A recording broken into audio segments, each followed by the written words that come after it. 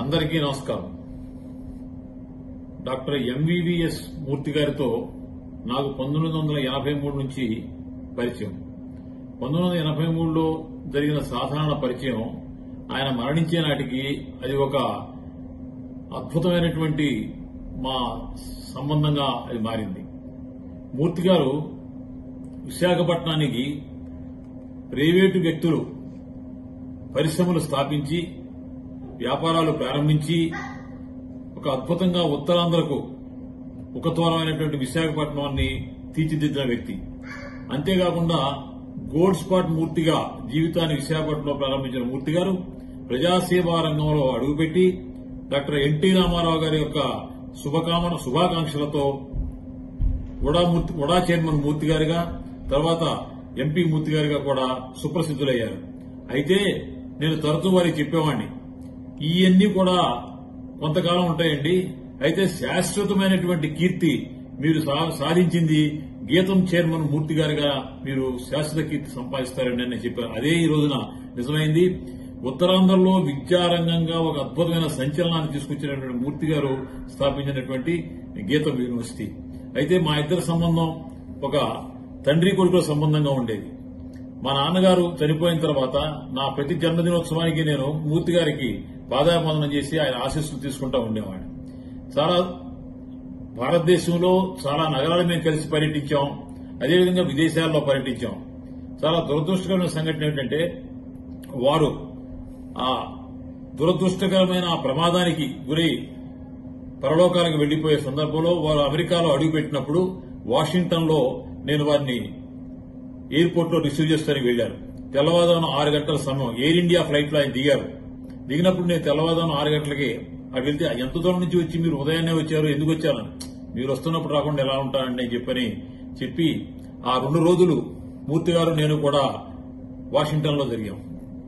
అక్కడ గీతం పూర్వ విద్యార్థులు ఆ రోజు సాయంత్రం వారి గౌరవార్థం విందు ఏర్పాటు చేశారు. ప్రత్యేకంగా మూర్తి గారు నన్ను అక్కడ రమ్మని చెప్పని అక్కడ వారు ప్రసంగం చేశారు. ఎంత అదృష్టమనాలా దురదృష్టం అనాలా, ఆయన చేసినటువంటి ఆఖరి ప్రసంగం ఆయన చెప్పింది ఏమిటంటే, గీతం పూర్వ విద్యార్థులకి లక్ష్మీప్రసాద్ గారు మనతో పాటు ఇక్కడికి వచ్చారు, ఆయన అందరినీ సమన్వయపరుస్తాడు అని చెప్పిన ప్రసంగం చేశారు. అదే మూర్తి గారు చేసినటువంటి జీవితంలో ఆఖరి ప్రసంగం. లక్ష్మీప్రసాద్ ఇక్కడ రావడం ఆనందంగా ఉంది. ఎందుకంటే ఈజ్ ఎ మోటివేటర్. విధంగా చెప్పాలంటే క్యాటలిస్ట్, అందరినీ ఉత్సాహపరుస్తాడు. వాళ్ళ యొక్క చేసేటువంటి కార్యక్రమం ఏంటో కూడా వాళ్ళకి గుర్తు చేసుకుంటుంటాడు. ఆయన వారధి మాకు అక్కడికి ఇక్కడికి. మీరందరూ కూడా ఇక్కడికి వచ్చి ఇక్కడ సెటిల్ అయ్యి భారతదేశానికి కూడా ఎంతో సేవ చేస్తున్నారు విధంగా చెప్పాలంటే. ఆ తర్వాత 2 రోజులు అక్కడ గడిపిన తర్వాత వారు కాలిఫోర్నియా వైపుకి వెళ్లి వస్తా అన్నారు. నేను డెట్రాయిట్ మా అబ్బాయి దగ్గరికి వెళ్ళి వస్తానని చెప్పి ఇద్దరం కూడా డాలస్ లో గీతం పూర్వ విద్యార్థుల పెద్ద సమ్మేళనంలో కలుద్దామని చెప్పని అనుకున్నాం. అదే సందర్భంగా సిలికానాంధ్ర విశ్వవిద్యాలయంతో గీతం యూనివర్సిటీకి ఒప్పంద పత్రాల మీద కూడా మేము ఇద్దరం పరస్పరం మార్చుకున్నాం. గీతం యూనివర్సిటీ వారు, సిలికానాంధ్ర యూనివర్సిటీ నేను కూడా ఆ ఒప్పంద పత్రాలు కూడా మేము అక్కడ మార్చుకోవడం జరిగింది.